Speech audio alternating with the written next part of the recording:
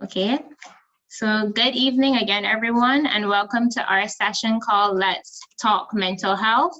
So for those of you who don't already know me, and majority of you would, my name is Lynn Marie Christian, and I'm the director of TWiG project. And I'm also accompanied by Kiana Gittings, who is our assistant director of TWiG. So in case you never actually heard about TWiG before, TWiG is a social group created to just be a source of positive influence and support for young persons. And we aim to grow together. We want our members to view themselves positively. We want them to work on their potentials and just grow to be the future leaders and role models for the following generations. So we meet every first Friday at 6 p.m. And you can find out more about us on our Instagram page, which is at the handle @_twig.project. So usually we have themes for almost every session, and we would have done things like positivity boards before. We did vision boards, budgeting, and the last series we did was actually on leadership. So this time around, we decided to have a session for mental health, and we brought in someone who is equipped to discuss mental health with us. And because of how important and relevant the topic is, we decided to extend it beyond our members and invite other young persons so that the impact is much greater. So before I hand it over to Professor Devonish, I just wanted to do something that we usually do at TWiG, right? So every session we start out by asking persons to just name one thing that was positive for them that happened within the last month. So I'll just wait for just 1 or 2 or even 4 volunteers, anybody? Just want to tell me one positive thing that happened for them?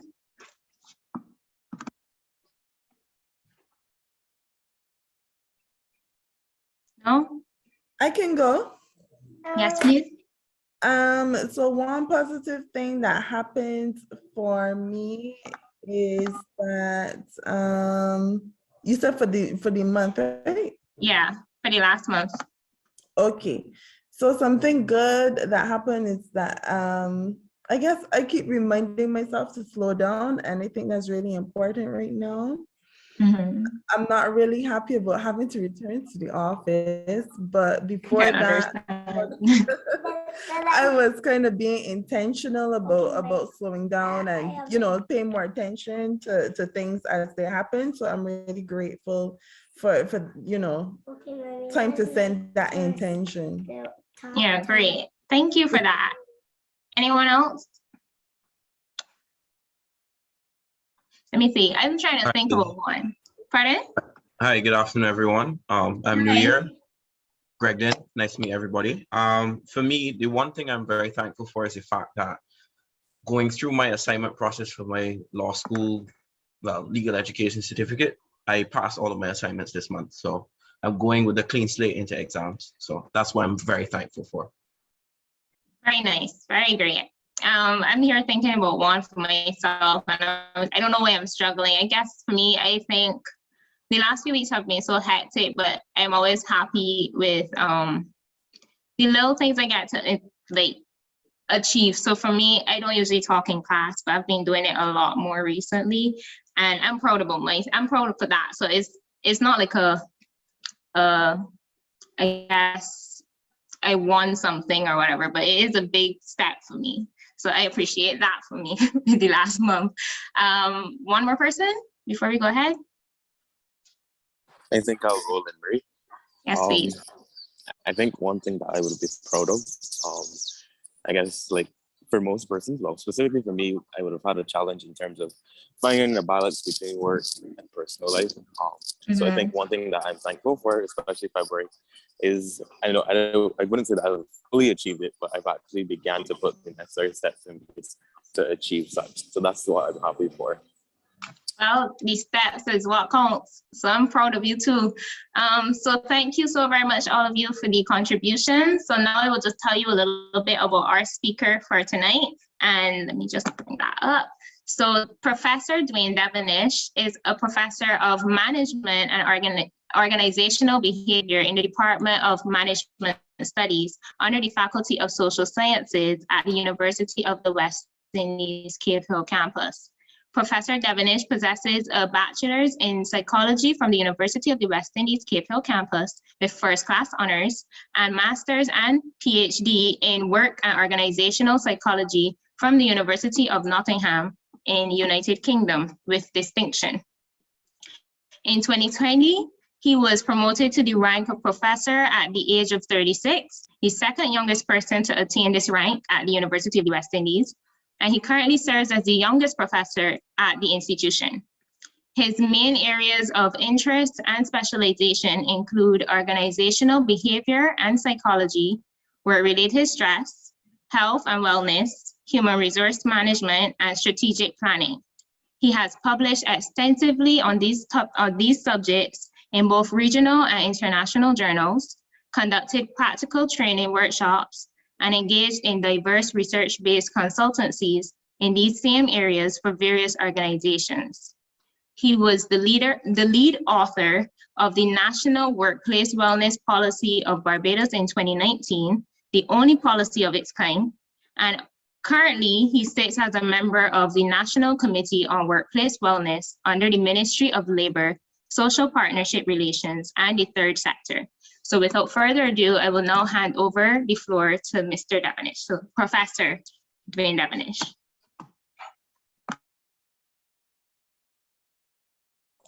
Thank you so much.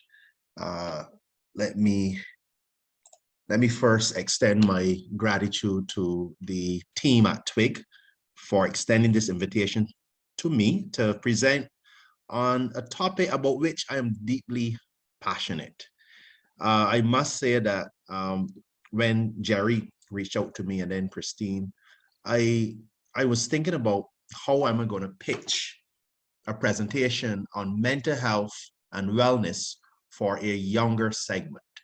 Now, I have done these presentations before, but typically among older people, usually those who are age 45, 55 years, and clearly there are essential mental health needs of older people. But what I've found though in society, and especially perhaps coming from a tradition or culture where we think that young people do not have difficulties, do not have stressors, and and this is backgrounded against certain sentiments that we've probably been exposed to growing up as children, when older people would tell us, but you don't work anywhere.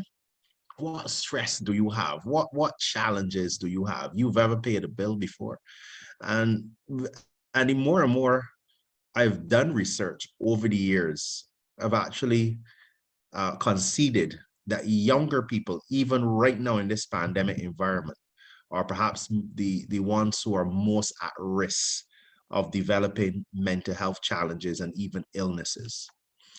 And I would like to kind of segue here into my presentation. I'm hoping that the presentation is visible and clear.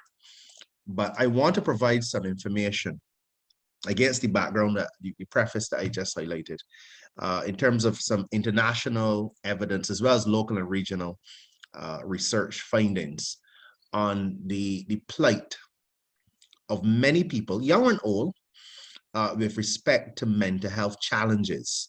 Now, a lot of this research you can see, I think majority of it, you can see actually prevails before the pandemic. And one of the interesting things about this pandemic is that the spotlight on mental health is much brighter right now than it was before the pandemic. And I keep wondering, why is it that mental health remains as one of the most under-attended subject area? All right, one of the most under-attended subject areas in the human history. And when you think about it, all of these pandemics that we've experienced, do you know that the longest standing pandemic is really mental illnesses? Yeah, the longest standing pandemic in the human condition.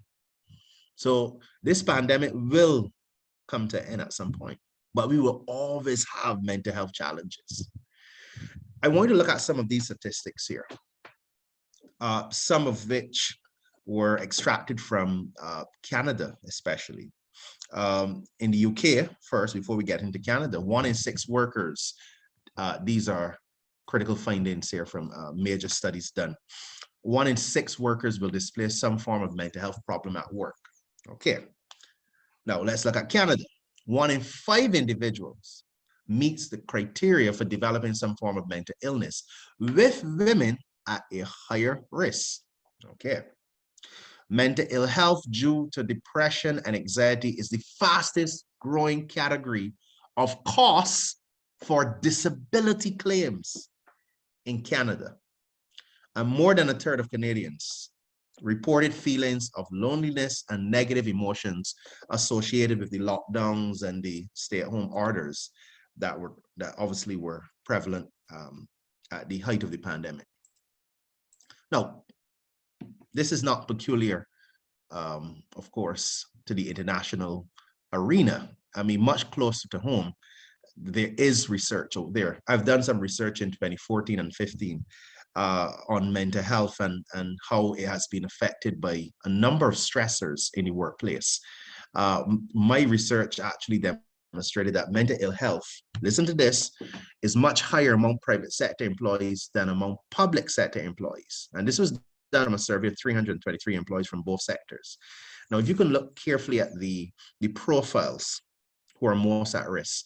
So we have persons in 45 to 54 age group reporting the lowest, and this is relative, level of mental ill health, whereas those in that 26 to 34 age group reporting the highest level of mental ill health. And this is in Barbados. Okay. Now, the research also revealed that employees with higher stress, so those who encountered more stressors at work, had more negative experiences with inequities at work, whether they are compensation or procedural inequities. And those who experience greater degree of burnout, all of these categories, these profiles reported higher levels of mental ill health.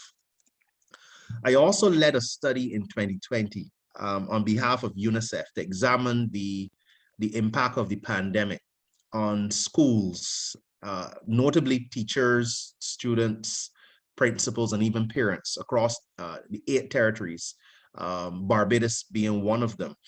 And we found across the Caribbean that the main challenge faced by students and teachers especially was mental health, the challenge of mental health.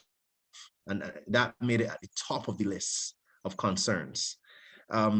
We are actually moving towards another survey for schools, especially upon the return to face-to-face, to examine the mental health adjustments and impacts of the return to face-to-face. And one of the things I keep suggesting, especially with the Ministry of Education, I'm actually working on a strategic plan, and at the same time working on a national youth policy for the Ministry of Youth in terms of articulating a vision for young people and developing young people especially.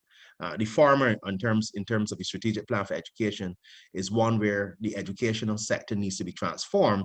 And within that transformation, we have to consider that not only academic support services need to be leveraged to help students to improve their achievement, but we also have to incorporate quite nicely the premise of non-academic mental health support services for students and teachers alike. So I'm happy that the Ministry of Education has taken that particular direction. And especially for the National Youth Policy, which is another instrument from a different ministry. They're also looking at having a dimension dealing with health and wellness. And of course, I'm articulating within that dimension of the policy that we not only focus on physical health or sexual health and reproductive issues, but also mental health challenges that are quite prevalent among young people. So that's a bit of the background internationally, locally, and regionally. But this session is really about you. And I think perhaps one of the first questions that you would have would be, what is mental health? And I'm going to do something a bit differently here in terms of what I had planned. Now, I had planned, and which I think will still obtain, that we will have a Q&A segment where you get to ask me questions and I get to respond at the end of this presentation. But let's make this a bit more interactive given the small size that we have. I want to throw the question out there. Maybe when we talk about mental health, what is it that we really are talking about? Anyone can go, and you can unmute your mic. State of mind. State of mind. Thank you, Michelle. So state of mind. Anyone else? When you hear or look at the term mental health, what comes to mind first? When you think about emotional balance and psychological balance, in a sense, where you are resting. Yeah. So we have the emotion and we have the psychological, and there's this notion of balance. Interesting. One more. Good evening. Hi, Noel. Hi. Mental health, usually when we hear about mental health, the first thing people think about is that you have to be mad. But this is something that we have to, get comfortable with. It is all that was said before, but also, you have physical health, and if you have a problem with that, you know where to go, how to seek help without fear of being stereotyped. So it is all of that wrapped up in one, and I joined because I think it is something that we need to make like the normal, as opposed to when you meet that imbalance. So it should be a part of us so that we feel comfortable seeking that balance. And if we recognize the imbalance or somebody points out something, that we feel comfortable in seeking that intervention. Thank you so much, Noel.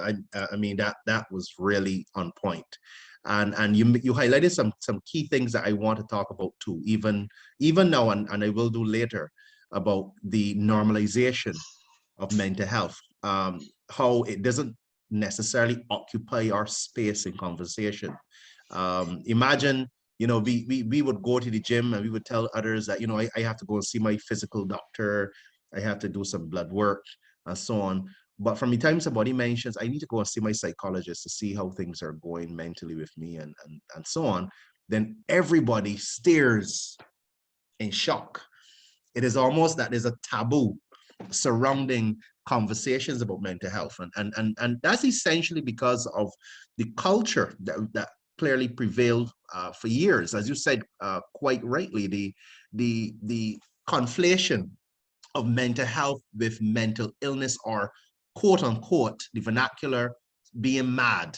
I think that's one of the perhaps leading or chief reasons or drivers for mental health being an uncomfortable subject, even among adults, much older individuals. So as young people, we never had the experience or the education or as I would say, the empathy demonstrated by older folks to kind of open up this conversation about mental health. And I'm happy, even though it's all unfortunate, that we're having this conversation about mental health within a pandemic environment, recognizing, and I always make this point here, is even with the ministry when they were talking about the return to face-to-face, that, you can tell teachers, you can tell parents, and I'm going to divert a bit here, you can tell, hotel workers who were laid off to come back to the physical environment, because you have sanitizing stations in place, because you have masks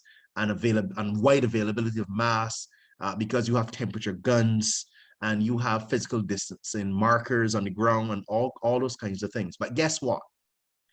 And this is something that I had a conversation with my grandmother a few months ago.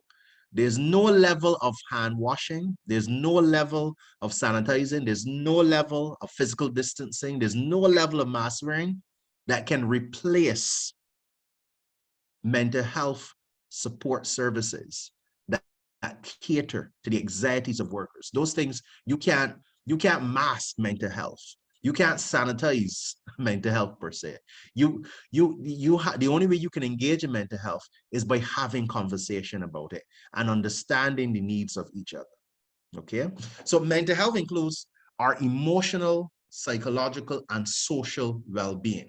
Now, if you want a simpler definition, I would suggest this one. It simply concerns how we think, how we feel, and how we behave.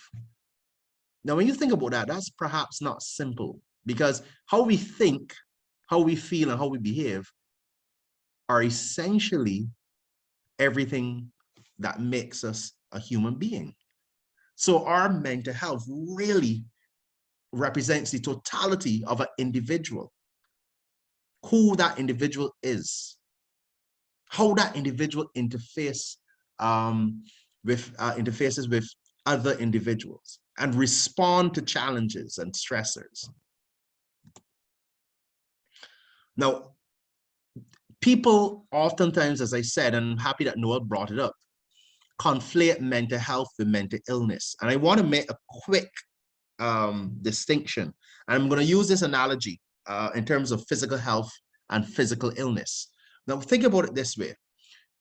You can go to a doctor. Let's say you were feeling fatigue for a long time, and you go to a doctor, you do your full tests, blood work, you check blood pressure, your sugar levels, you do your full physical audit.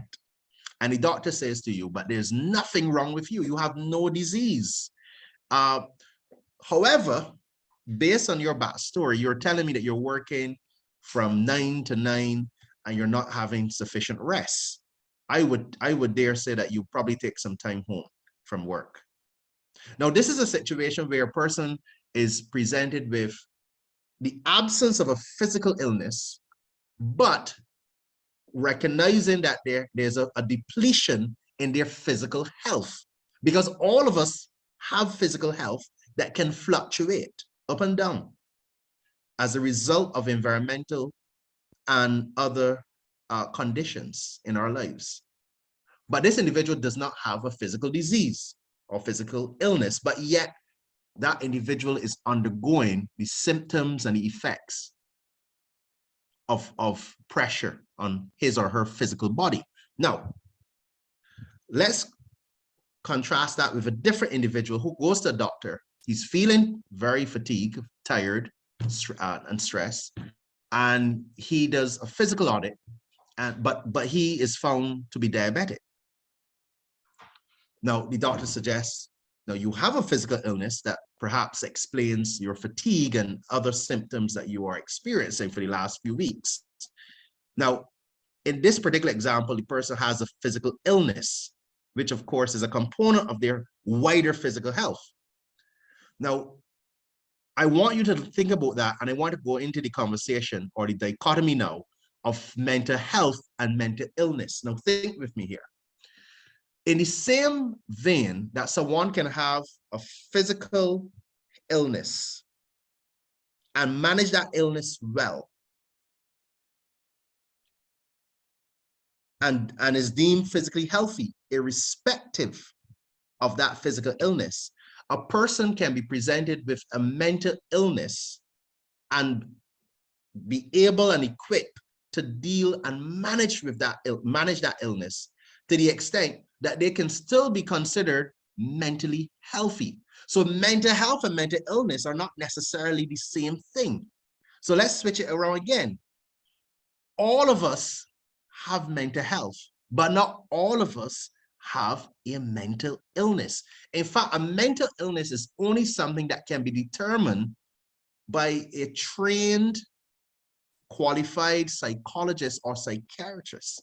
So you have to be assessed formally by these professionals, by one of these professionals or practitioners, to determine whether you have a mental illness. So oftentimes when people go through these mental health fluctuations, like the example I use with the physical health fluctuations, they make that unfounded conclusion that they have a mental illness without assessment. The same way that we might think that something is wrong with us physically, that we have some disease, when in fact it might be just something that we've gone through that's affecting our physical health. That can also prevail in a mental health, mental illness dichotomy. And I keep telling people, you don't just fling around the word mental illness. I have a mental illness, or this person has a mental illness. That is something that can only be determined by a professional, as I said, a highly qualified psychologist or psychiatrist through a systematic assessment. Now, that being said, if an individual is assessed and diagnosed to have some form of mental illness, it is very important, like in the same situation, in the same vein, that if a person has a physical illness like hypertension or diabetes, that they're given the support, the therapeutic and other forms of support that would allow them to manage that particular condition. And because in the same vein that you are given this title of being a diabetic, being hypertensive, that should not be the end of your lives. And in the same way, if you were given that title that you are depressive, or you have a bipolar depressive condition or affective disorder, that does not define you or your health. That you can still have an illness, whether it's physical or mental, but maintain a healthy and productive life. And I think that's something I wanted to say at the very outset. It's very, very important. And it's something that I also want to kind of reiterate, or perhaps introduce, because I don't think I've mentioned it before. But if you think then about physical health and then physical illness being a subset, you can see mental health being a broader, the broader population of who we are, because all of us have mental health. But as a result of having mental health, we have fluctuations. We can experience fluctuations in our mental health on a day-to-day basis. And then there's still that smaller contingent or smaller group of people who are at risk or who have active mental disorders, things like panic and anxiety disorders, that we also have to be empathetic towards. And that's so important, because there are a lot of people who do have mental illnesses, but they're heavily stigmatized in society. And given that connection between mental health and mental illness, you could understand why people who may not have a mental illness are still at risk of being stigmatized, because those symptoms clearly overlap when you think about it. Mental illness, and this is something I want to state here, and if it's something that if it's one thing that I would want you to take away from here, is that we spend a lot of time talking about NCDs, non-communicable diseases, and oftentimes we associate them with physical diseases like hypertension, and rightfully so, hypertension and cancer and diabetes and kidney disease or heart disease. But I don't think that we've done a sufficiently adequate job to educate people that mental illness, once formally diagnosed, is also an NCD. Let me say that again. Mental illness is an NCD, and in fact, it is the longest standing, or surviving rather, NCD in the human condition. So when we talk about pandemics, mental health is right at the center. Now, as I highlighted earlier, there are three things when we think about mental health that matter. How we feel, so our feelings, our emotions, our thoughts, how we think, and our behaviors, how we act. And the same way that we are acutely, sometimes hypervigilant about changes in our physical chemistry or physical body, like we start noticing our weight is coming on, or we're noticing that we're getting a lot more acne, or we having pains in particular parts of our body, that I think that we also have to be equally aware in our surveillance of our mental health. We spend so much time in the mirror. We spend so much time considering what to eat because we want to look this way, because society wants us to appear in a particular way. But oftentimes, the things that are most inconspicuous things that people are most likely not to see are really the things that matter, how we feel. They're children, 8, 9, 10-year-olds who are going through significant upheavals in their emotional welfare. Anxiety. We're saying children being diagnosed with depressive disorders and mood disorders. Their irritability issues affecting younger people in schools and even younger adults. We know about people with erratic thought patterns, overthinking, especially when exposed with negative information on social media, confused and scattered thoughts, even suicidal thoughts. We've had a number of committed suicides over the last 2 years of this pandemic in Barbados alone. And unfortunately, it has been disproportionately affecting our young males. And we're going to get into that conversation. But more notably, behaviors which are oftentimes, perhaps supposedly, the more conspicuous or visible portion of the mental health agenda, seldom go noticed by parents, teachers, church leaders.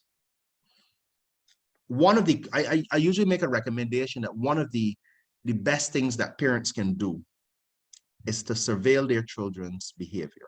If you have a child who's always active and laughing and playing around, and all of a sudden, this child, and it happens, sometimes it doesn't happen like abruptly. It's kind of gradual, a gradual shift. And you're realizing that it's a bit more withdrawn. This child is being a bit more withdrawn, not talking as much, not engaging as much. That becomes a red flag. The same way that we treat to our physical body when we realize that something is not normal, it does not feel normal, then we have to use that same surveillance and the gravity of that surveillance when it applies to mental health and the changes that we see, not just in our children, but even in our friends, our close ones. You at TWiG, you have a small community. And I know your mandate is about helping young people. And even as leaders, there are a lot of young people in this room who are probably leaders or prospective leaders in whatever social space that they occupy. But I make the point that leaders themselves also have to engage in mental self-care, because you can't pour from an empty cup. And this is very important. We're going to talk about self-care. It's important that leaders look after themselves, even more so, because when they can refill themselves, when they can re-energize, when they can, when they can refill their cups, they are in a better position to be more empathetic, to be more caring, to be more understanding, to be more impactful, and to be more transformative. This diagram represents some work or the findings of work that I extracted from a study, one of the first studies ever done, perhaps the first study ever done since the pandemic in the Caribbean on the impact of COVID-19 pandemic. And it's available online on Google Scholar. I would have co-authored a paper with a colleague of mine from the UK. And what we found, what we did first is that we examined the perceptions of the COVID-19 pandemic in terms of how fearful, how anxious people were with respect to being infected and the prospect of being severely ill upon infection, that they can possibly die, and how those perceptions and fears and anxieties actually come together to affect their overall mental health. And I'm just going to share you some of the findings. These are some over 400 Barbadians, young and old. And there were 4 core areas of mental health. Anxiety, listen carefully. From our survey, 70% of Barbadians, as a result of the pandemic, have been experiencing moderate to high levels of anxiety. Insomnia, which deals with sleeping problems or issues getting to sleep and staying asleep. An equivalent 70% of Barbadians are experiencing insomnia. When it comes to physical signs of mental health challenges, what we call somatic symptoms, like for example, having a headache and a backache that has nothing to do with a physical underlying cause, but is typically linked to things like stress or mental health issues. We call that somatic symptoms of mental health. Over 50% of Barbadians have reported experiencing the same. And the most severe dimension of mental health that we captured in this survey, just under 50%, that's a very high percentage, 46%. If you had to use this as an index, reported, self-reported, again, this is not a formal diagnosis, but reported having severe or experiencing severe depression as a result of the pandemic. So at the heart, at the heart of mental health in terms of challenges is the emergence of stress, and stress not just from life as in home or in family, but stress from all quarters, from work, community, I dare say even church. Stress coming from having to worry about your job and whether you're going to have a job in the next few months. Stress emanating from whether you're going to be infected by this particular virus, even though you're vaccinated, doubly, and even boosted. That is still a real problem. I'm actually planning to do some work on a phenomenon known as long COVID. And for those who don't know what that is, this is a phenomenon where people who have been infected and have been declared quote unquote negative based on a test still experience the lingering effects, physical, and guess what? Mental health effects of the infection of COVID-19. And it's something that I want to kind of bring to the attention of the authorities, like people like not just government, but even in private sector employers. Because there's this sentiment that when an employer realizes that you have been declared negative in terms of COVID-19, that you are all ready to work at optimal levels at the workplace. You're ready to return to work, but not recognizing that there are people, there's a small contingent of people, not everyone, who are still suffering from these experiences. And there is that need then, I believe, for public health and employers and wider agents of society to come together to have a conversation to really deal with this issue, because it's becoming now a new problem, a new health problem that we are not seeing. We are considering, we're so heavily focused on the infection and you know, those who are infected, and rightfully so, because those persons are at risk. But what about those persons who have been infected, who've been declared negative in terms of infection, but still have these effects? Because a lot of people will be saying that they're malingering, meaning that they're feigning symptoms, they're feigning this is not real. That's what a lot of employers might be saying, or public health practitioners and doctors, but it's a real phenomenon. So stress is all over. I mean, this is calamitous when we look at this pandemic. And I would like us to kind of redirect what the definition of stress is, so we understand what we mean by calamity that this pandemic has been. Stress is defined as an imbalance between the demands and stressors that we encounter in our lives from whatever quarter of life, and the coping resources, the resources, personal, social, and environmental resources that we have at our disposal to buffer those demands.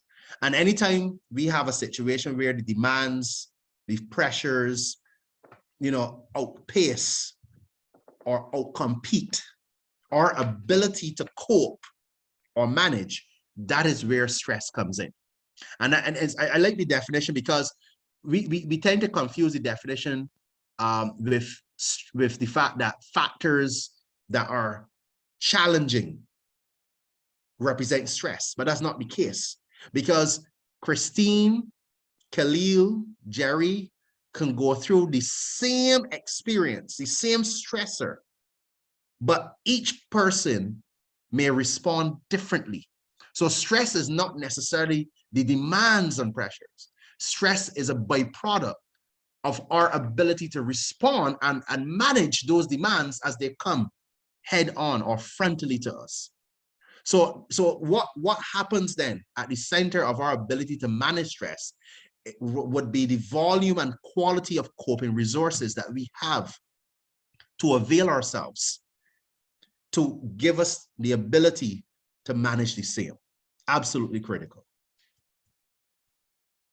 Now, I'm not going to go through all of these items here, but you can see that when we talk about the demands, as I said, all of the stressors that Jerry and Christine and Khalil and Noel might be facing, traumatic events, a death in the family, somebody who passed away as a result of a COVID-19 infection, a remote work demands where the boundaries between home and work no longer exist, increasing workloads, longer hours working, unrealistic deadlines, fears of losing one's job, unreliable technology. So you're trying to deal with online schooling and online work, but the technologies are failing.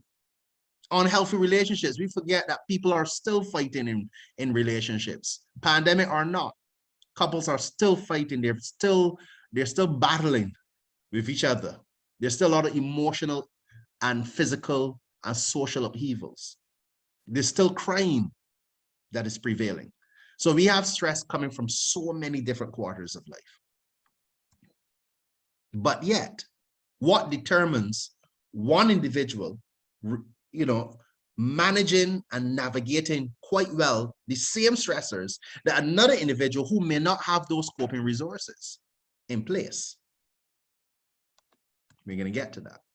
Now, when we talk about the coping resources that we should have at our disposal, we're talking about our management inventory.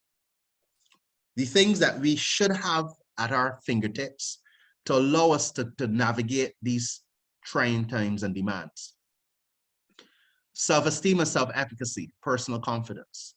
I've always been one to call for training, not just technical in nature, but training to improve things like emotional management, emotional intelligence, resilience, especially among leaders or future leaders.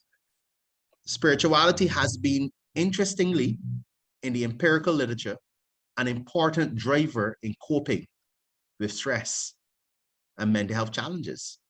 This is quite interesting. I actually have a PhD student who is actually looking to defend in a few months.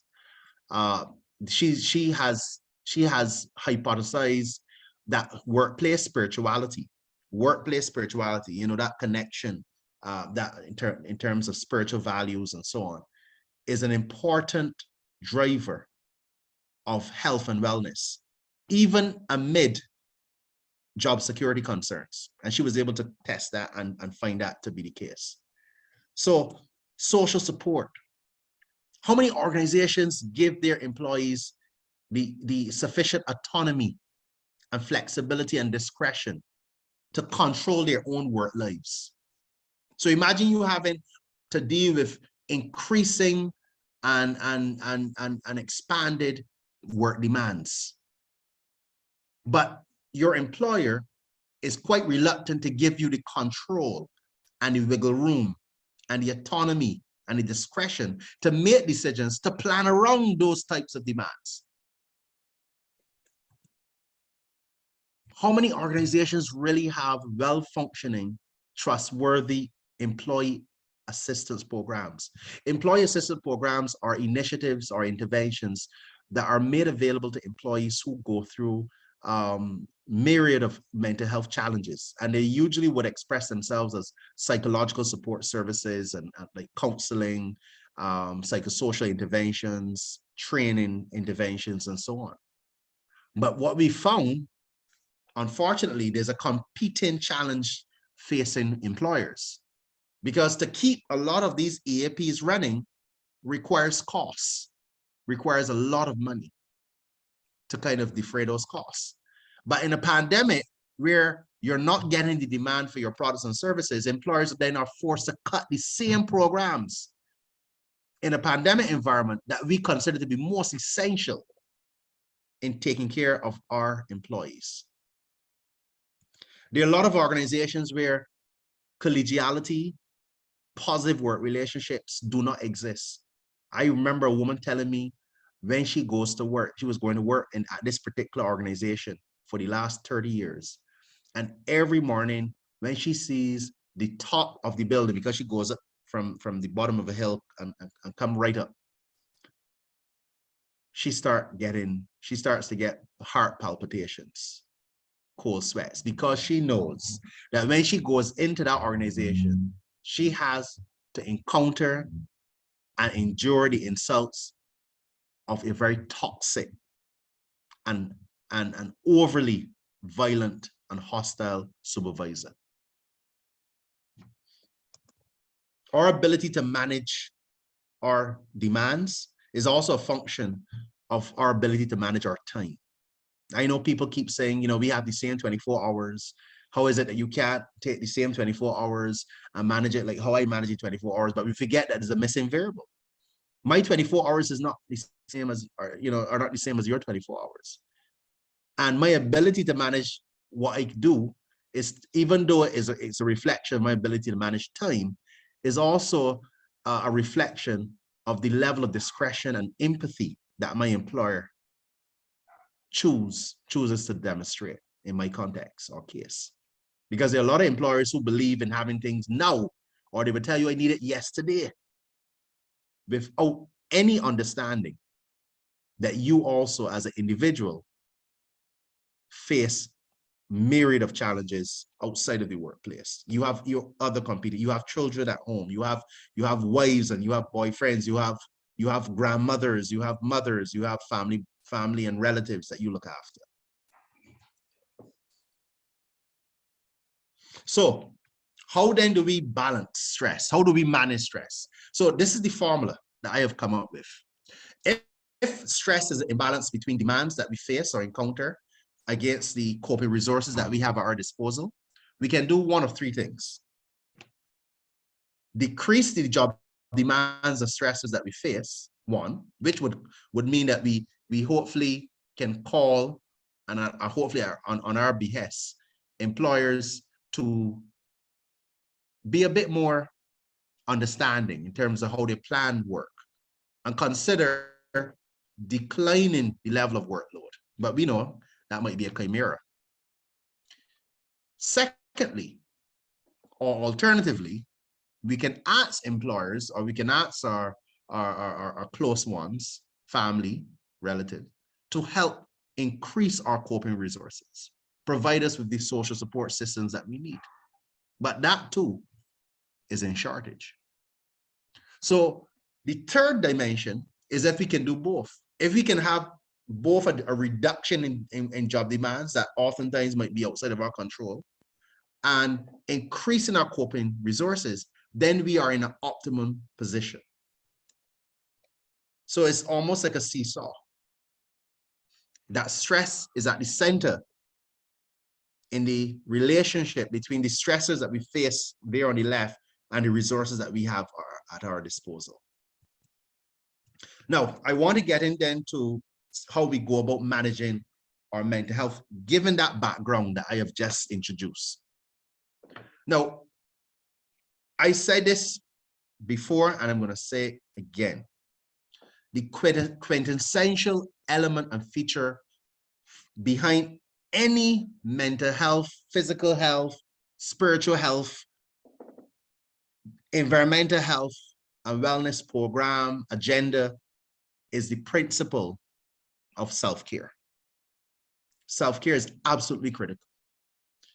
I've made a point earlier that women are more at risk of mental health challenges. Now, that doesn't suggest that men do not have mental health challenges. They do. We do have our special type, and we respond differently. Quite unfortunately, sometimes or most times, we take a more terminal route through suicide. But let me just attend to women first before I get to young men.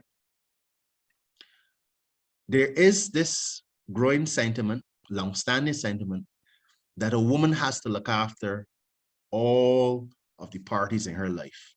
And if a woman has to look after herself in terms of her hair, going to the doctor, doing a checkup, even going to get a drink and relax with friends, and she has children, especially, society is quick enough to castigate, to broadside, to decry that woman because they say that she's selfish, because she's looking after herself, well, when she should be looking after her family. And that is an unfortunate sentiment. And let me defend women in this regard. That sentiment has to change. We have to now shift our mindsets in terms of how we see mental health and wellness. We have to recognize that when we do take that drink with friends, when we do decide to go get our hair done or our nails done or get a massage or just take a staycation because we want to, we owe no one any reasons, any justifications for looking after ourselves. I was telling a young lady the other day, you know, you have to look after yourself. I mean, God forbid, if you drop down with a heart attack and you've gone from the face of the earth, the young husband that you have, more than likely he's going to remarry or he's going to find a young girl. The children that you're thinking about and you're worrying about, they might very well have a new stepmother, and they're going to get older, they're going to grieve, but they can get older, but they're going to continue their lives. You have to look after yourself. You have to place yourself as a priority, as the priority. And in no way is this selfish, because that is how society brands taking care of ourselves. That really, truly is what we call self-care. You know, there's this kind of thinking that somebody, you know, you can be watching Netflix and a boss, someone, a co-worker calls you. No, you are not working officially. This is you're off there. This is on the weekend, whatever. And oftentimes I find that many people feel uncomfortable telling someone, I can't do it right now because guess what? I'm watching Netflix. Sometimes we're forced to lie and say, well, no, I have a few things to do with my father, you know, I can't get around doing that. So we create these fictitious demands to justify that we can't do work because we feel uncomfortable telling people when it's all right that, you know what, I don't want to do it. You can tell somebody you don't want to do it and don't have to justify it. You owe no one, as I said, any justification or rationale once, of course, it occupies outside of your job description, of course. But you owe no one that justification if you are focused on looking after yourself. If you want to tell somebody you are watching TV, and right now, to be quite frank, you're going to revisit that issue next week because you don't want to look at it now because you want to enjoy your family, you want to enjoy your time, then that's quite fine. And we have to be able to have these conversations and not feel that people are going to be offended. I mean, they will be, many of them will be, but don't feel concerned that they've taken offense. Because the more we do that, the more we create a new way of thinking and mindset in the populace that, you know what, my life matters. My mental health matters. Secondly, one of the other management tips that I typically give young people and older people like is how we see situations, especially from a different perspective. You can be going through an issue with hypertension. You're on medication, you exercising, you eating well, but yet your blood pressure is still 180 over 120. And you might say, but Devinish, I can't see the situation any differently. I don't know what you're talking about. There's no way that I can see the situation different. And you'll be surprised that you would see somebody else who's going through something even more severe, terminally ill, stage 4 cancer, and they are in their heyday, the prime of their life. They're all over there doing what they need to do because of how they see and respond to challenge. And it's not suggesting that you have to deny, because we got to be careful here. We're not asking you to deny or ignore your condition, because you clear, but to deny and ignore your condition is equally dangerous in the sense that if you need to act on it, you need to act on it. But there are many things that we have to understand that are outside of our control. And the serenity prayer is very clear. We can only deal with those things that we can control. Other things that are outside of our control, we have there's not much we can do. But if we can take control of how we respond, and that's the only thing I always say, the only agency that we have is our ability to choose how to respond. We oftentimes don't have control over what employers do, whether they decide to return to face-to-face work or to have poorly operating remote work systems or processes. We don't have control over those things, but we have control over how we respond to those situations. And I dare say that we need to come to the understanding that seeking out professional support and services, especially in situations where we cannot manage, is okay. It's okay to go and see a psychologist if you find that you cannot manage, you cannot navigate. It has to be the conversation. It has to be the normalization. That seeking a psychologist, taking care of your mental health is the same way that I would go to a doctor to look after my hypertension or my diabetes. Those are the kinds of activities that normalize. When we can feel comfortable, when our friends can feel comfortable in the discussion about a mental health challenge. We talk a lot about social media, and I know we've done a lot to decry social media. And social media, yes, is filled with negative flow of information, negative events. We have, from COVID-19 pandemic to Russian invasion of Ukraine, everybody's panicking. But social media is a tool that can be used for good. I'm certain that there are a number of people who are in church groups, who have communities of friends that occupy spaces on WhatsApp and Facebook, almost like safe spaces. And I'm encouraging young people to create those safe spaces where it's okay to discuss mental health challenges. It's okay to support people with mental health challenges. But I dare say that one of the critical devices that leverages this discussion, this normalization of mental health challenges that face all of us, I dare say that critical element is trust. It's trust. It takes trust for someone to confide and to share in and with someone about a mental health challenge. Because oftentimes, I would tell you, in the Barbadian society, we don't like to share, or we won't want to share, and perhaps for the right reasons. Because we know that once we start sharing, that somebody is going to send all of that information across the board. And in less than a day, we can hear our story being told by other people. And it's unfortunate.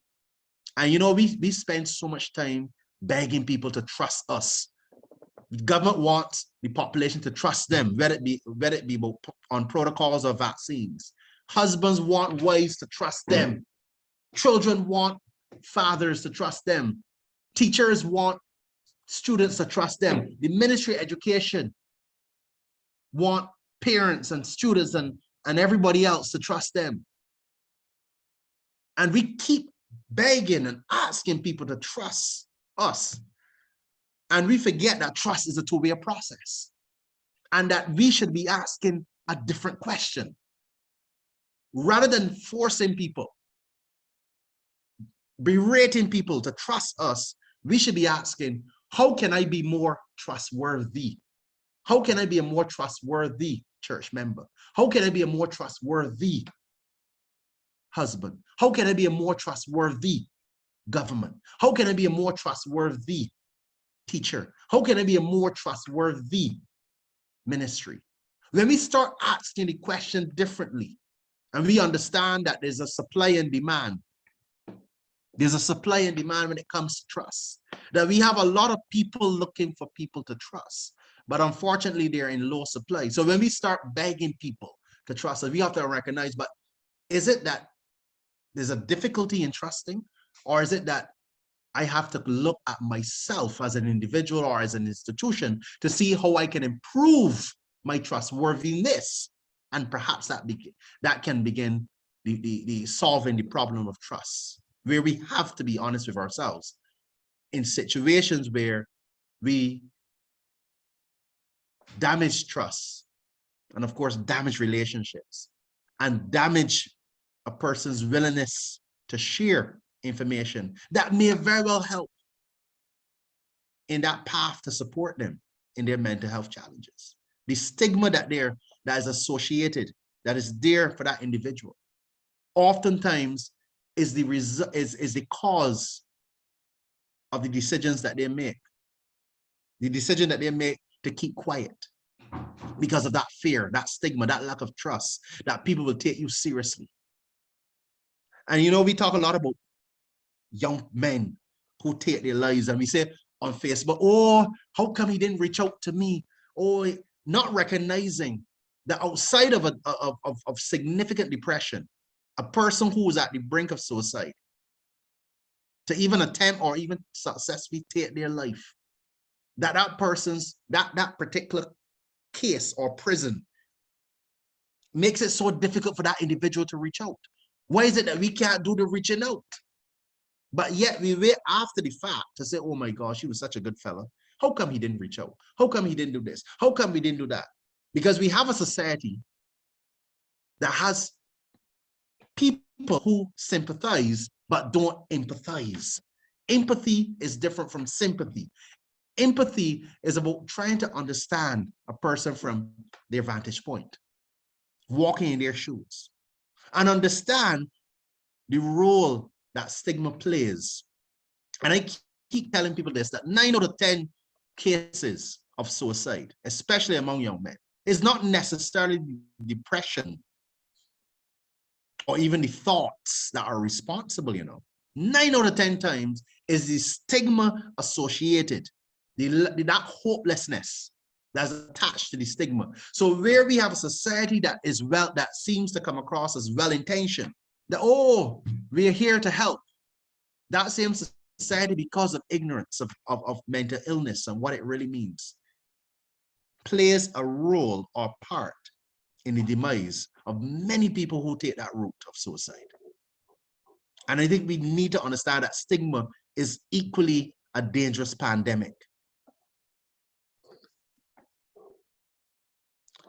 Now, the fear of the virus is justifiable, and we have to recognize that there are people who will be fearful and anxious, even in extreme circumstances. So my advice for those types of people, I would say, move away from those devices, move away from those influences. If you need to take a social media break, take it. Your ability to handle is not somebody else's ability to handle negative information. We have to be able to keep ourselves in check. We recognize that lockdown measures have worsened conditions of mental illness. And that's why, even though we're out of curfew and all of the restrictions have been lifted in Barbados, I think there's still that need for socializing and connecting with people that you trust. And trust, as I said, is the operative word here. Find a routine. Do something that you like and you enjoy. My tips also go towards employers, and you can probably share these tips with your employers if you're working in any organization. I want you to encourage your employers to be vigilant. Mental health surveillance at work is what I call it. The same way that we like to surveil whether somebody comes to work early, whether they check into work, whether they're meeting their deadlines, we have to equally be mental health watchdogs. We talk a lot about neighborhood watches that look after communities against crime, but we need a lot of mental health watchers now. I believe in mental health watch. There's a concept I'm playing with, hopefully to write a paper on. How do we have a mental health watch where I can check in on a colleague, a friend, to see how he or she is doing? Employers need to prioritize EAPs, employee assistance programs. Allow employees to talk and vent to their supervisors without any fear of reprisal or shame. Listen to your staff. And not just listen, because we have a lot of listeners, but we don't have a lot of responders. But respond. consider the possibility of mental health days, something that I've been advancing for Barbados for a long time. Let's normalize mental health days. And I think as part of building those coping resources, I think it's really, it behooves managers and employers to consider training outside of technical training to improve things like stress management and emotional management intelligence, building those coping resources that I referred to earlier to better support their employees dealing with mental health challenges. And finally, I'm going to close now, just to say that changing our mentality about mental health. I like that. I came up with it a few months ago. Changing our mentality about mental health. Noel, you highlighted it in your first intervention about how we see mental illness and mental health. We have to kind of enter that conversation to normalize conversations about mental health. And at the same time, let me just say this, stop normalizing jokes about mental illness.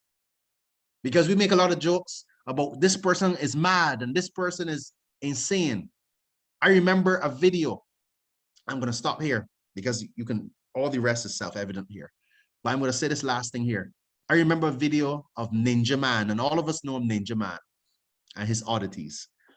And this video with Ninja Man doing something as odd as he typically would. And everyone on Facebook laughing in the comment section and making jokes and so on. And he asked the question, but if I replace Ninja Man with your mother, with your sister, with your child, with your aunt, would it still be funny? And then people start saying, no, well, no, but that's Ninja Man. And it goes to recognize that by using that example, it demonstrates that the reason that we make these jokes about individuals who go through these mental health challenges and issues is that there's a disconnect. And this is where empathy is absent. There's a disconnect. If we can psychologically disconnect ourselves from individuals where we don't see ourselves in those individuals, we will never be Ninja Man. They can easily form targets of entertainment and humor.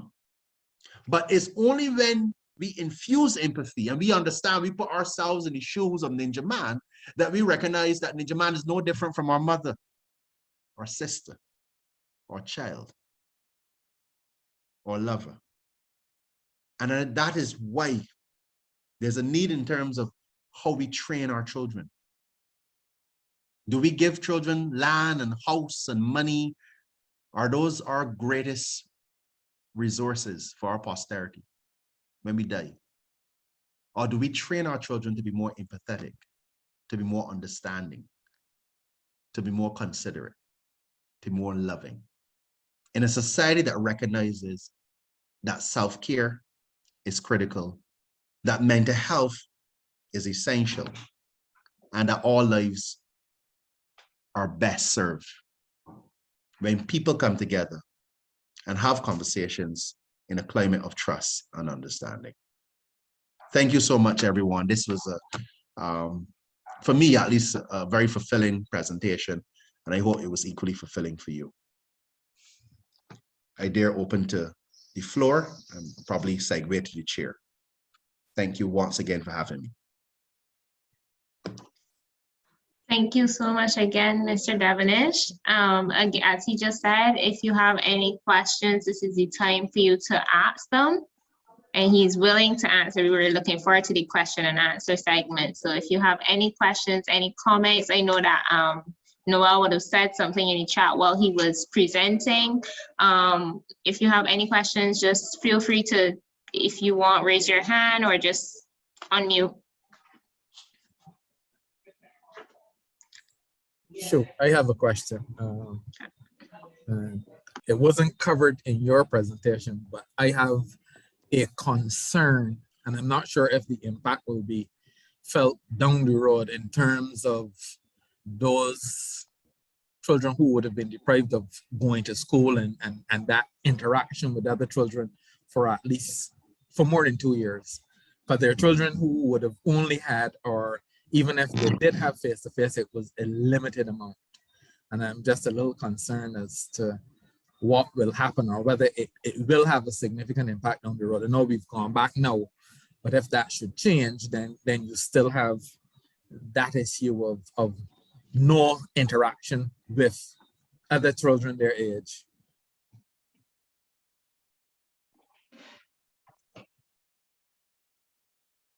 Jerry, I think you dropped, your voice dropped there, or your Wi-Fi connectivity dropped.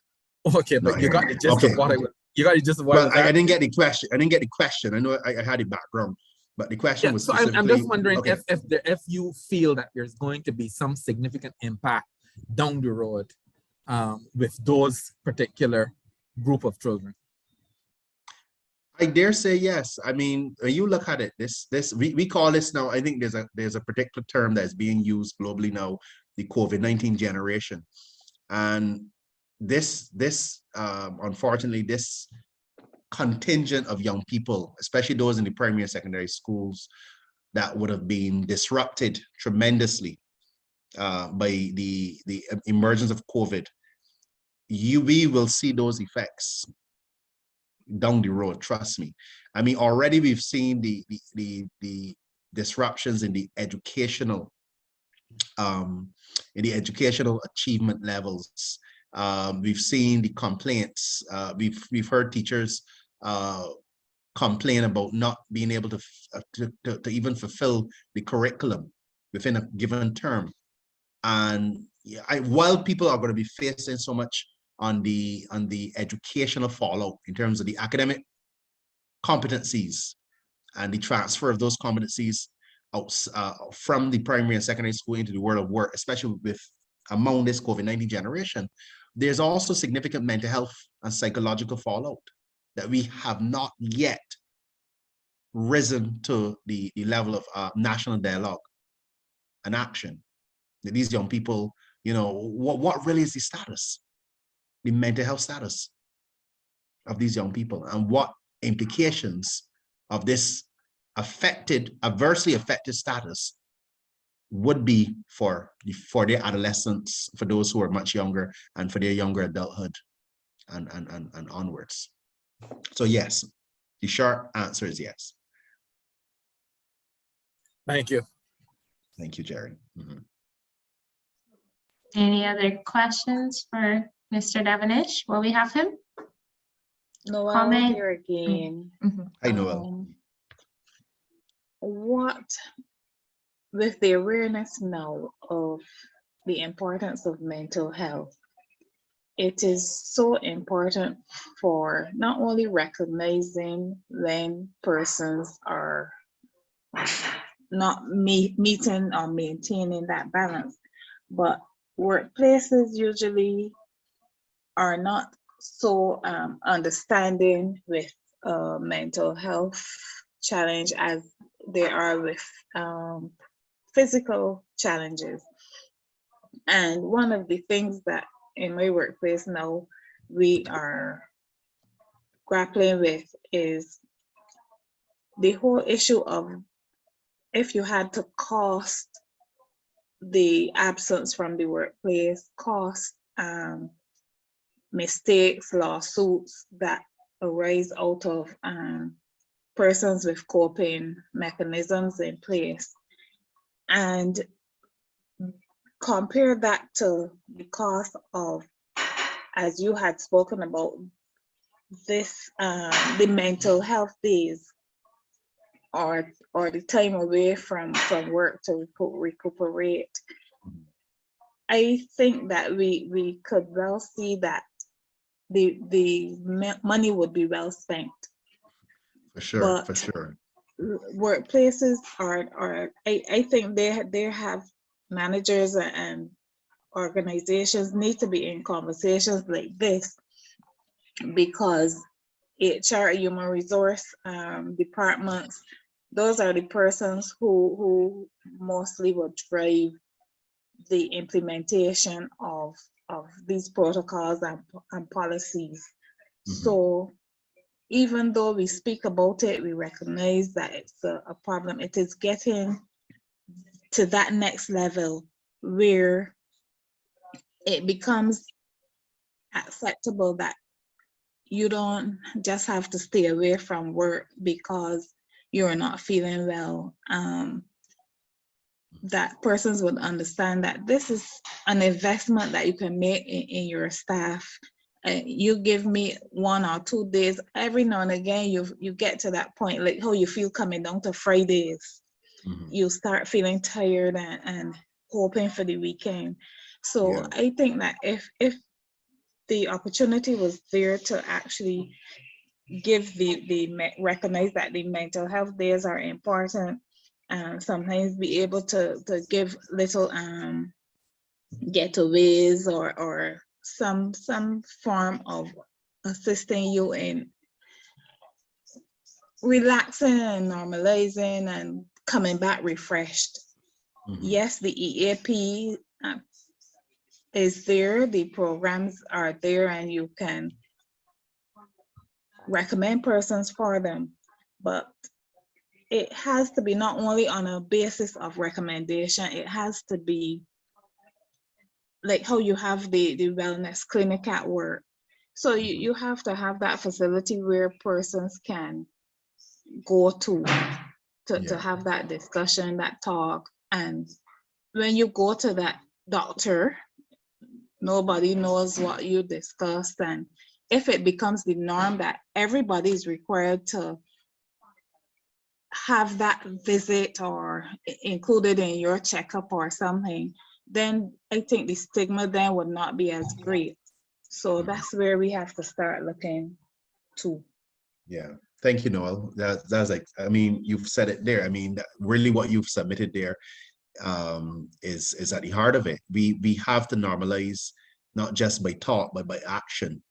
And the same effort and fervor that we place on physical health and making sure that we have all the protocols in place and physical distancing markers, and we have our sanitizing security officers at the front of the supermarkets.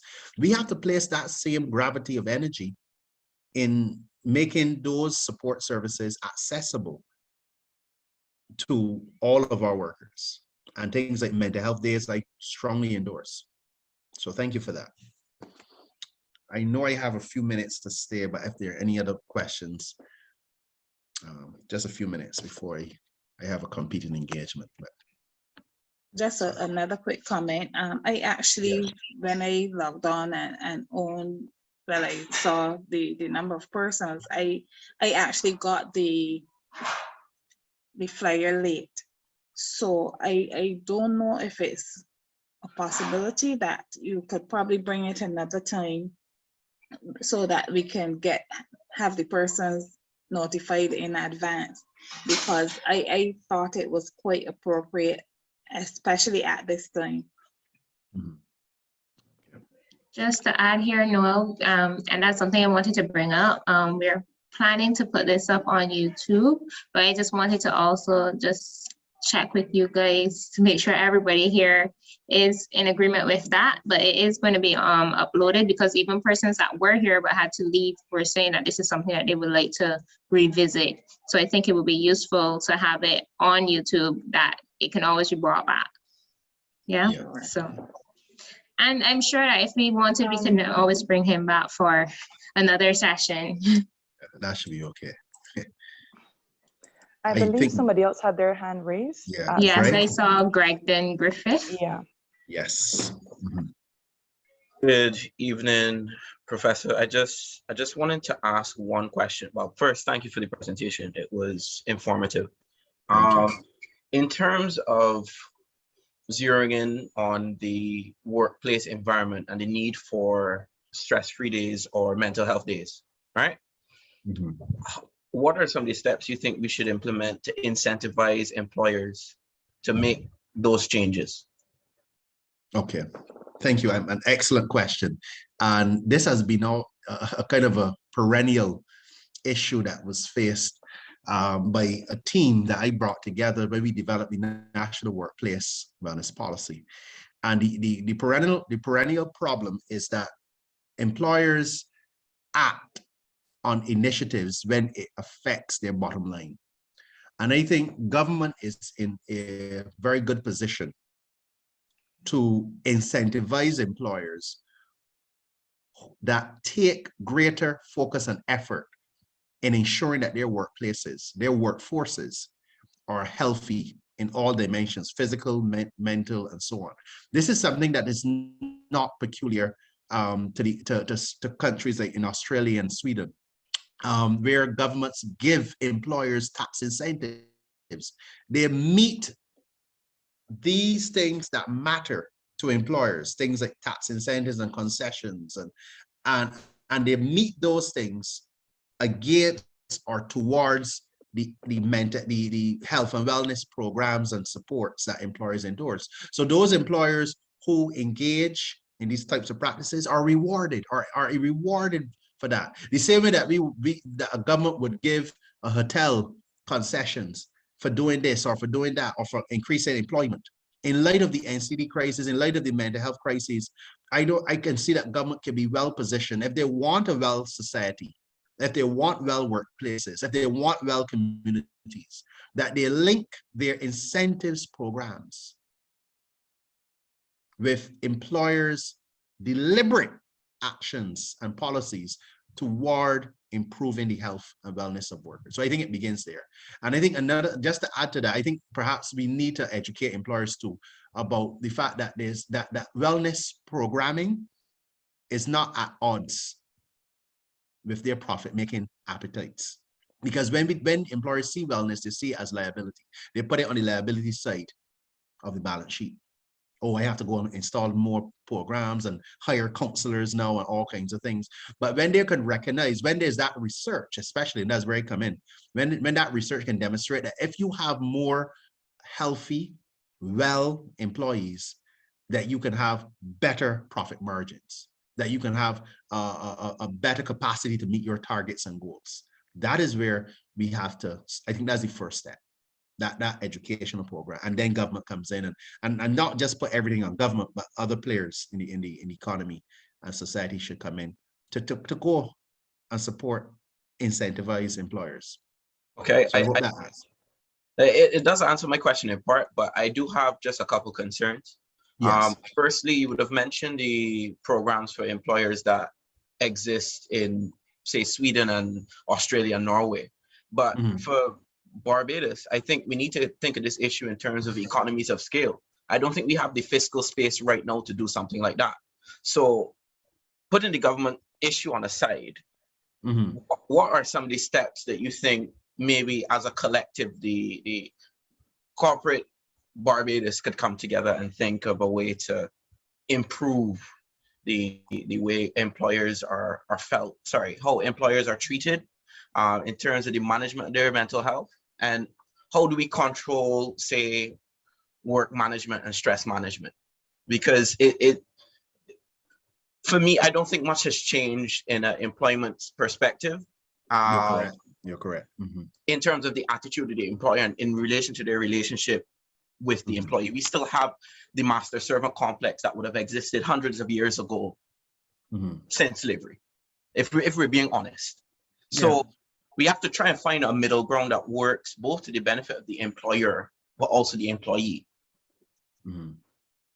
Well, but think about it. We have a structure that was in place that we've enjoyed for a long time, and that's the social partnership.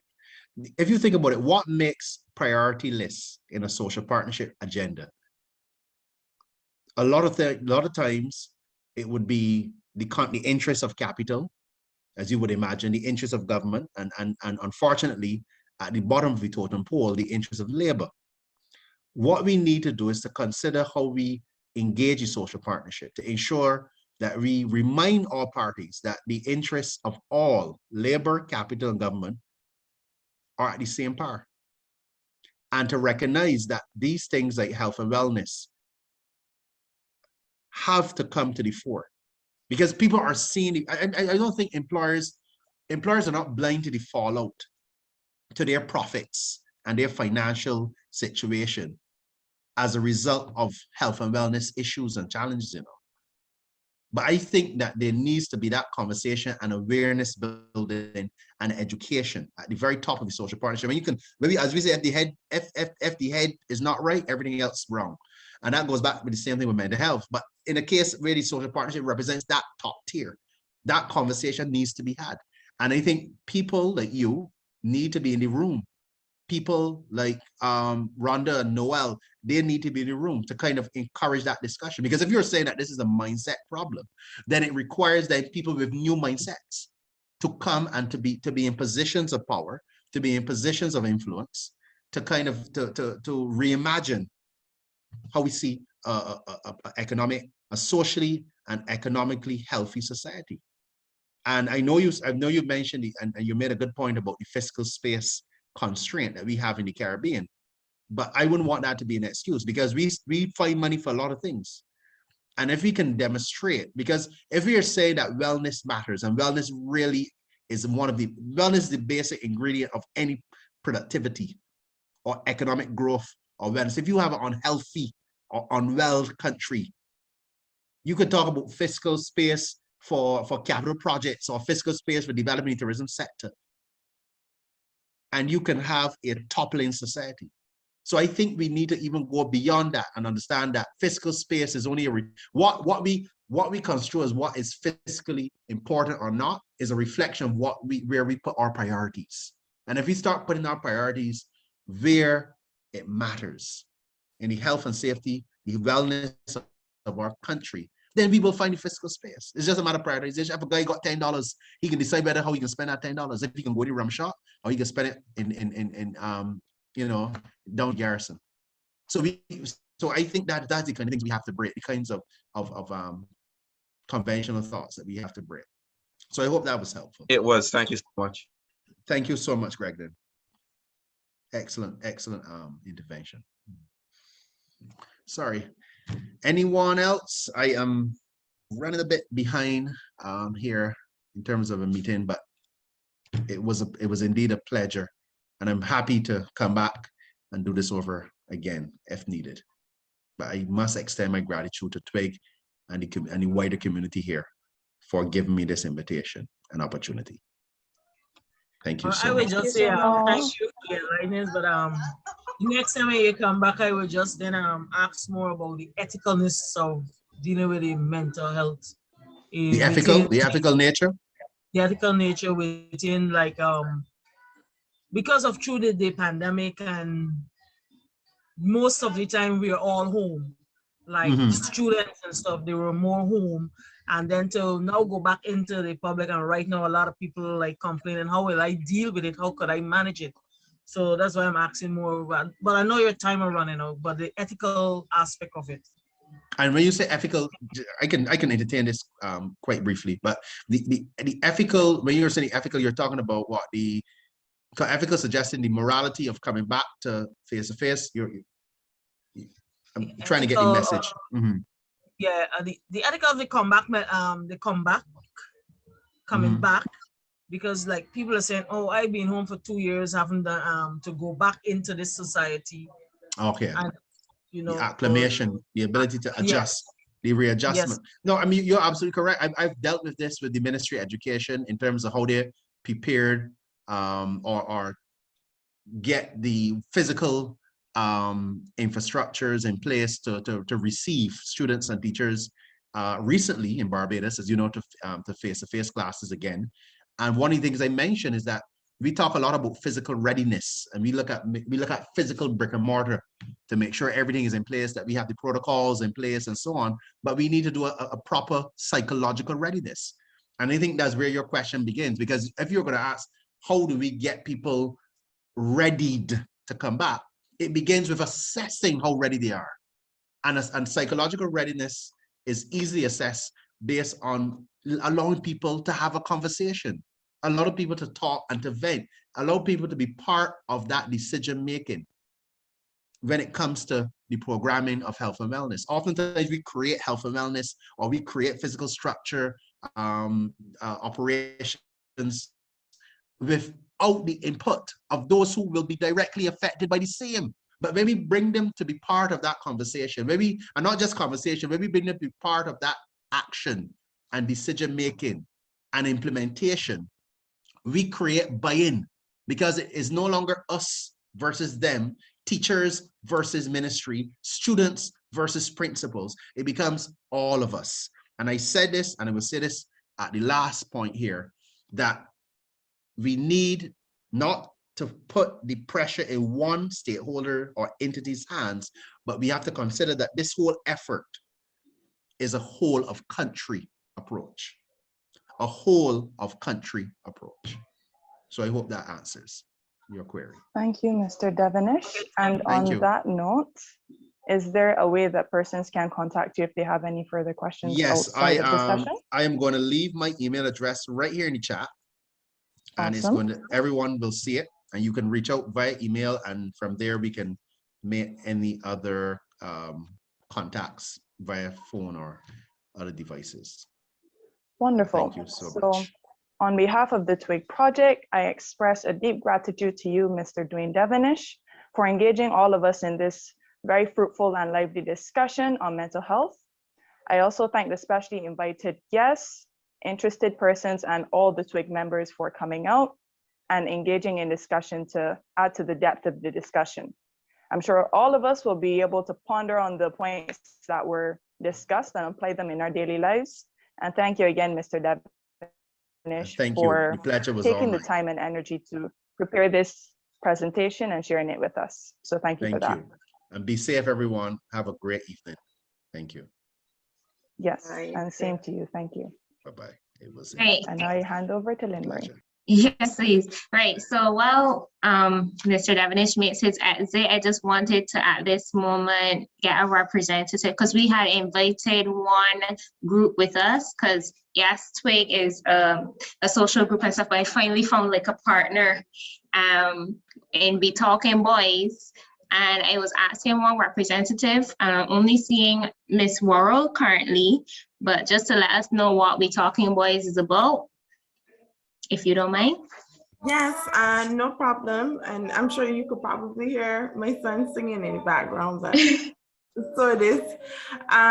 So WeTalkingBois is an organization that was started out, co-founded by Mr. Renato Bailey, and was really meant to be a safe space for young men to talk about issues that were facing them. It came out of his work with gender-based violence, and you know, he hosts discussions, IG lives, and so on, really targeting young men and encouraging them to speak out about things that are, you know, concerning them. We know how men are not often encouraged to speak their mind or talk about things that may be conflicting them. So this was imagined as a space in order for young men to do so. And the organization has been growing in strength, and I'm sure I can say on his behalf, happy to, you know, partner and collaborate. And if you want to find out more about WeTalkingBois, you can look them up on Instagram. I'll add the handle in the chat. All right, great. Thank you for that. And thank you for showing up on requests to join us for this session. And I'm sure that we'll have you for many more sessions to come, and looking forward to any collaborations between the groups. So thank you guys for coming. That concludes the session for tonight.